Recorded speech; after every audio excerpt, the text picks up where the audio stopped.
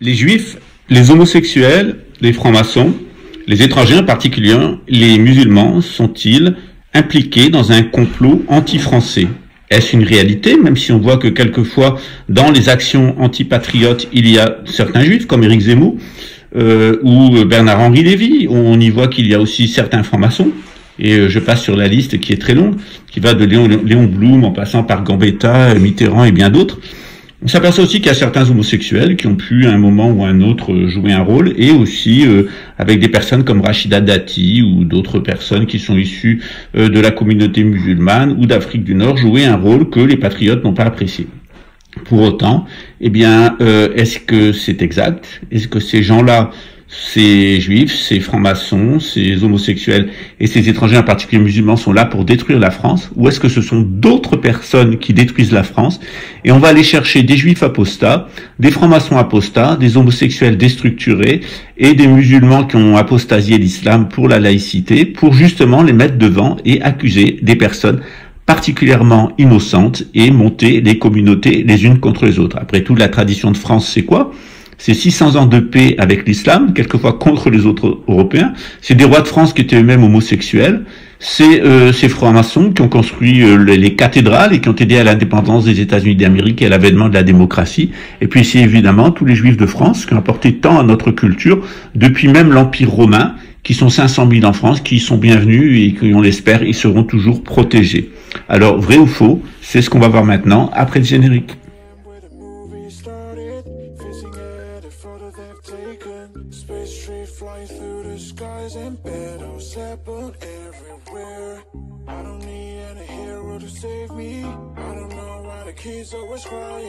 I've been thinking about how the captors brought me left in a wasted planet. Can you feel the spark of city light wasted night? That's the spark that's from my beating heart. When the break is so hard. I am where the movie started, facing at a photo they've taken. Space trade flying through the skies and battles happen everywhere. I don't need any hero to save me. I don't know why the kids always crying. I've been thinking about how the captors brought me left in a wasted planet. Can you feel the spark of city light when it's day to night? That's the spark that's from my beating heart when it breaks so hard.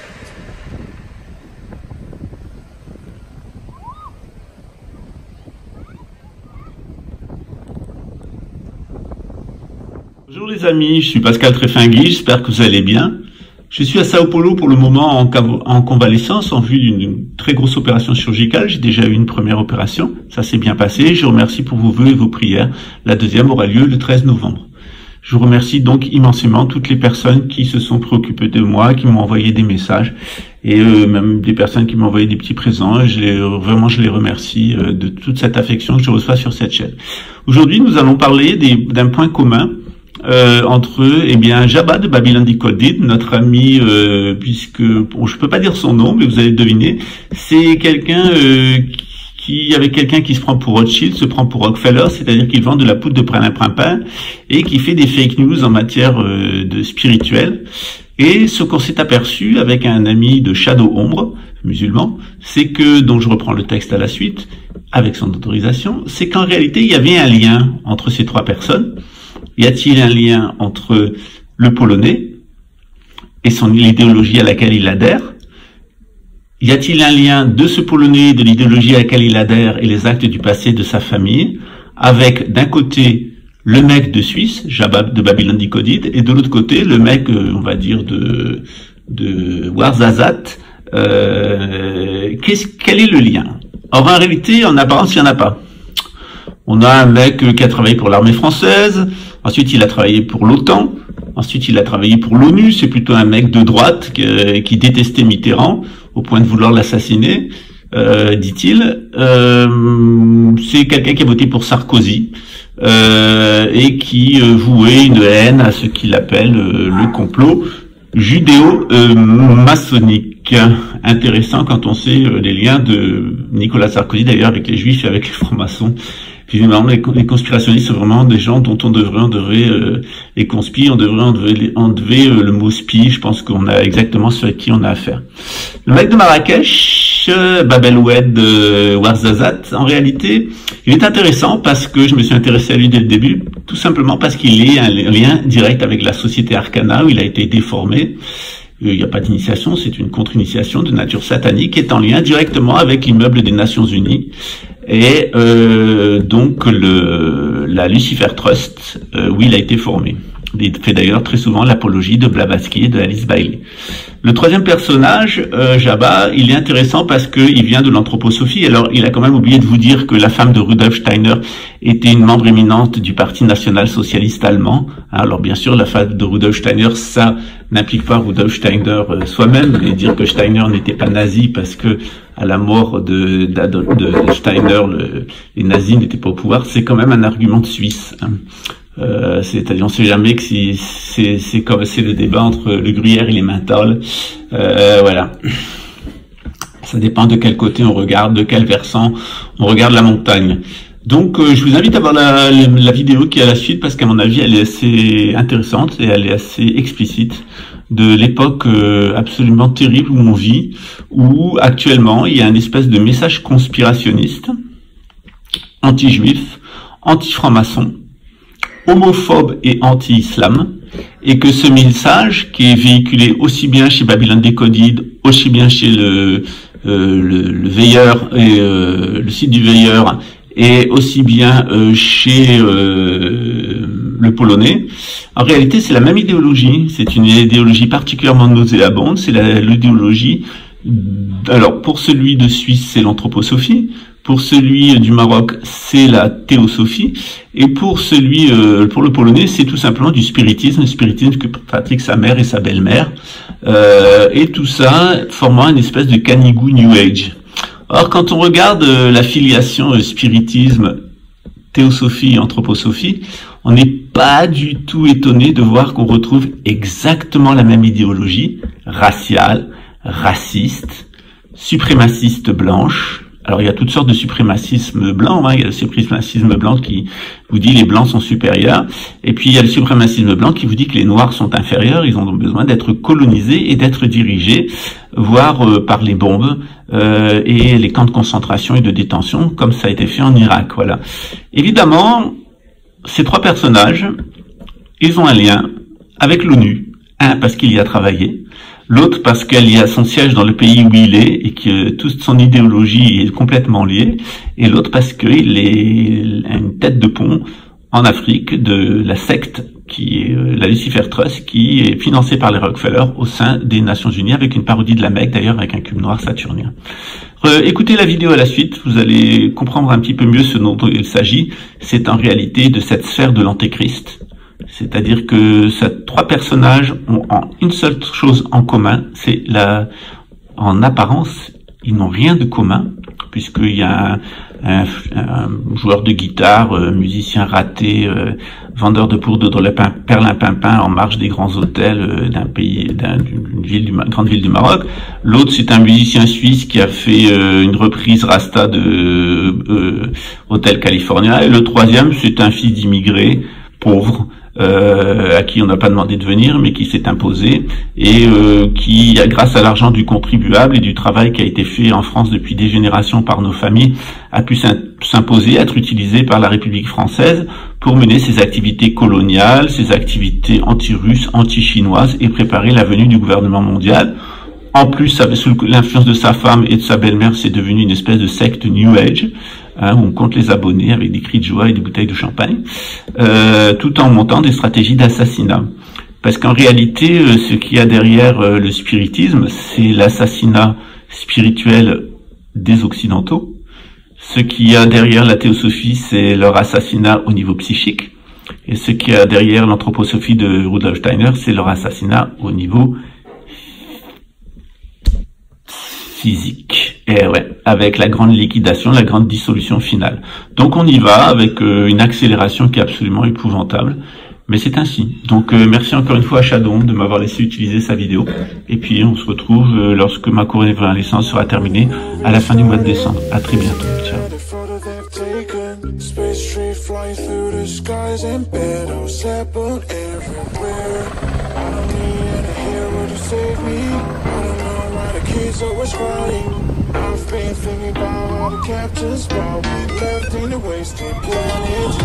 Can you feel the spark of the city light when it's standing there? Ah voilà, c'est dans une époque complètement fermée, avec une activité, avec un variant Samba qui est en train d'exterminer toute la population, que je vous laisse, puis je vous dis à très bientôt, sans doute à demain. Ciao.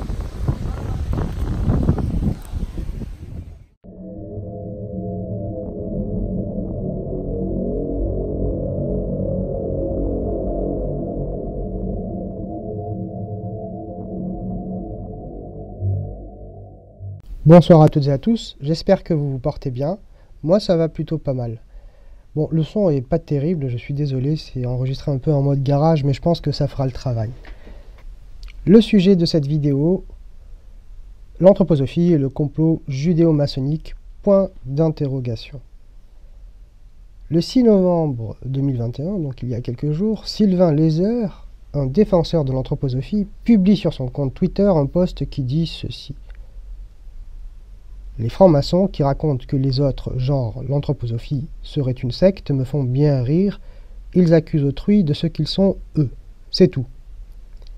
Alors j'ai pas très bien suivi pourquoi ce défenseur de l'anthroposophie s'en prend aux francs-maçons, mais peu importe.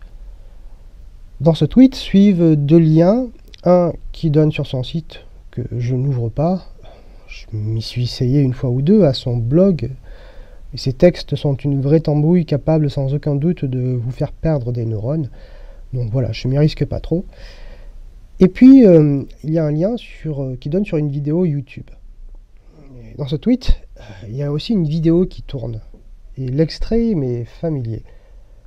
Je me dis, mais non, c'est pas possible, c'est pas ce film. Je clique sur le lien, et voilà, mes doutes ont été confirmés. Le lien renvoie au film Force occulte, réalisé en 1942 par Jean-Marc S. Rivière et sorti en 1943. Un film commandé par la propagande nazie sous l'occupation en vue de dénoncer un complot judéo-maçonnique. Alors là, j'en reviens pas. Voilà où en arrivent les défenseurs de l'anthroposophie. C'est quand même pas anodin. Alors, je ne pense pas que Sylvain Lézeur soit un inculte. Il sait ce qu'il fait quand il propose ce lien. Il en va de même pour ceux qui ont liké. Rémi Mogenet, un anthroposophe, professeur de lettres modernes au collège Jean-Marie Mollier de Boëge, aux dernières nouvelles, je ne sais pas si c'est toujours le cas actuellement.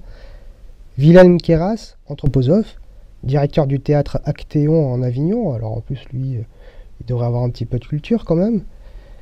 Casta et Florence, deux habituels défenseur de l'anthroposophie. Et puis les multiples comptes de Sylvain Lézeur, qui en possède une vingtaine, et Alexandre Valnier, un anthroposophe belge, ainsi que deux autres de ses comptes, il me semble.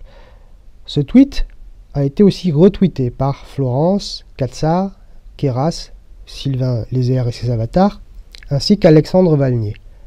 A noter que ce dernier m'accuse régulièrement de révisionnisme. Sans doute que je raconte pas l'histoire de Rudolf Steiner tel qu'il le souhaiterait. Mais il n'empêche que ce mot, il n'est pas anodin. Il prend une couleur particulière avec ce tweet, utilisant comme argument un film de propagande néo-nazie. Alors moi-même j'ai tweeté en posant le simple constat que je suis en train de vous faire. Certains ont réagi, une discussion s'est engagée, et je vous avoue que, personnellement, à ce moment-là, j'arrivais pas à en croire mes yeux. Je n'en revenais pas. Certes, Sylvain Lézeur m'avait envoyé sur ma boîte mail un film à caractère zoophile où l'on voit un vieil homme violer une poule en me faisant comprendre que cet homme c'était moi. Bon, c'est déjà allé de la part d'un photographe professionnel qui a photographié justement des SDF de Paris pour mettre en avant leurs conditions. Mais là, avec cette mixture de complotisme à l'ancienne, digne du protocole des sages de Sion, antisémite, puisqu'il s'agit d'un complot, je le répète, judéo-maçonnique, ça va beaucoup trop loin. Je m'étonne dans mes tweets, en avançant l'hypothèse que ces gens-là, en publiant, likant, retweetant, n'ont pas saisi de quel film il s'agissait et de quel argument monstrueux ils utilisaient pour défendre leur anthroposophie. Et on m'a signalé que c'était peut-être voulu, le complotisme étant consubstantiel en anthroposophie. C'est vrai que ce dernier point n'est pas faux. En anthroposophie, le complotisme est effectivement consubstantiel. Ils sont d'ailleurs actuellement à la pointe du combat contre les usages mis en place pour lutter contre la Covid-21 avec des arguments qui sont un petit peu poussifs. C'est de leur rang que sort Thomas Cohen, anthroposophe américain, qui a lancé l'idée que la Covid-21 est arrivée à Wuhan en raison des antennes 5G. Il faudrait lire aussi Steiner, qui s'exprime sur la Première Guerre mondiale, des vues qui sont totalement conspirationnistes. D'ailleurs, pour lui, ce sont des forces occultes dans les loges saxonnes et romanes qui ont poussé certaines nations à entrer en guerre contre l'Allemagne. Pourtant, Steiner a été franc-maçon. Et en plus dans une paramaçonnerie, celle du rite Mensis Misraïm. On peut difficilement trouver un milieu plus occultiste. J'en parle dans une vidéo qui s'appelle Steiner, je crois, Rudolf Steiner et la franc-maçonnerie. Quant aux juifs, Steiner est sévère avec tous les monothéismes. Le judaïsme n'en sort pas indemne. Bon, pourquoi pas. Mais il a poussé aussi loin le délire du complot juif, en fait. Pas personnellement, mais des proches à lui l'ont fait, anthroposophes bien sûr, de son vivant, et en les appuyant. Par exemple, Karl Heiss, qui fut membre de la société Guido van List, groupe à l'origine de l'occultisme nazi, fut aussi théosophiste, et en 1919, il publie un livre qui a ce titre, Franc-maçonnerie de l'entente des Premières Guerres mondiales, un livre qui n'est disponible qu'en allemand. Et dans ce bouquin, il dénonce un complot judéo-maçonnique à l'origine de la Première Guerre mondiale, complot orchestré contre les Allemands. Ce livre sera financé par Rudolf Steiner, il en préfacera même la première édition. Karl Heiss fut anthroposophe et proche de son maître. Je vous recommande aussi la lecture de l'article « Les fantasmes géopolitiques d'un occultiste anthroposophe » Karl Heiss par Reinhard Markner dans le Politica Hermetica numéro 33. Par ailleurs, Wilhelm von Heidebrand déclara dans un article titré Ausführungen über gewisse Grundlagen der Politik Dans, publié dans la revue Das Reich d'avril 1919, je le cite, « Les loges maçonniques des Anglo-Américains et leurs appendices romans sont fortement imprégnés d'une juiverie intellectuellement sophistiquée. » Fin de citation. Cet accouplement contre nature préparant l'anéantissement de l'Allemagne. Das Reich était une revue anthroposophique et von Heidebrand était anthroposophe. Je pourrais citer d'autres anthroposophes tenant ce type de propos, tels que Ludwig Polzer-Roditz, Renate Riemek ou encore Thomas Meyer, tous appuyés par Rudolf Steiner, qui d'ailleurs, dans un recueil de conférences sur la triarticulation sociale, Aufsätze über die Dreigliederung des sozialen Organismus und zur Zeitlage, et dans ce recueil, il disait que la guerre de 14, je cite, était une conspiration contre la vie spirituelle allemande. Fin de citation. Une théorie du complot, c'est-à-dire que les Allemands n'ont jamais voulu cette guerre, qui poussera Steiner à régénérer la nation et sa spiritualité par le biais d'un nouveau système, le sien, la triarticulation sociale. Et l'un des premiers outils pour la triarticulation sociale, pour l'avènement de cette triarticulation sociale, ce fut la création de la pédagogie Waldorf, tel qu'il le dit lui-même dans cet ouvrage. On sait aussi, disons, les accointances entre la doctrine d'un racialisme spirituel dans l'anthroposophie avec la doctrine racialiste des nazis. Évidemment, on sait aussi que beaucoup d'anthroposophes furent nazis, à commencer par Marie Sievers, l'épouse de Rudolf Steiner. Alors, tous les anthroposophes ne sont pas nazis, ni avant ni maintenant.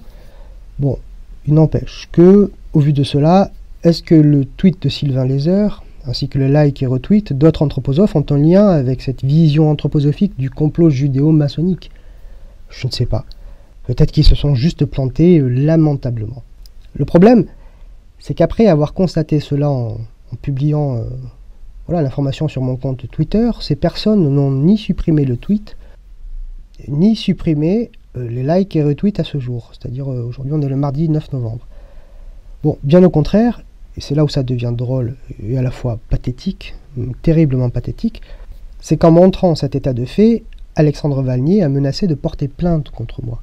Je suppose pour diffamation, puisque forcément j'ai posé la question de savoir s'ils étaient vraiment adeptes du complot judéo-maçonnique et si ils étaient, et lui avec donc Alexandre, antisémites. Ils auraient pu tous, Valnier compris, supprimer le tweet, dire qu'ils se sont trompés et puis s'excuser. Mais non, au contraire, M. Valnier menace de porter plainte. Tout en laissant les tweets donc, et les retweets et les likes. Bon, ce genre de menace procédurière est une habitude des anthroposophes. Je me demande comment M. Valnier va présenter cela au poste de police.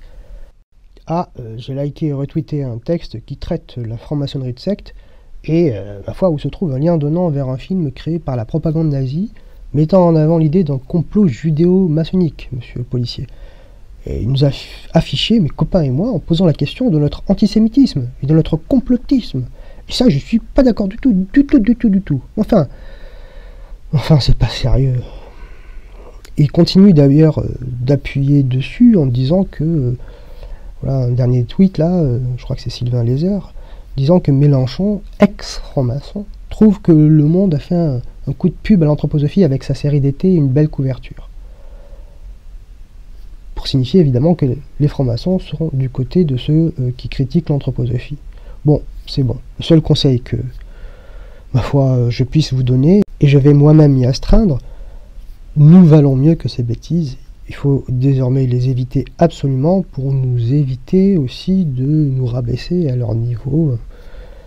Parce que c'est pas très sérieux, quoi. On a des choses plus intéressantes à discuter. Si M. Valnier vraiment souhaite porter plainte, ma foi, c'est pas que je cours après. Je suis comme tout le monde, j'ai pas envie d'avoir affaire à un procès, mais je sais que bon, s'il porte plainte, j'attends ça avec sérénité, parce que, ma foi, j'ai du mal à comprendre où il veut en venir, quoi. C'est n'importe quoi. Bon, allez, sur ce, bonne soirée, prenez soin de vous.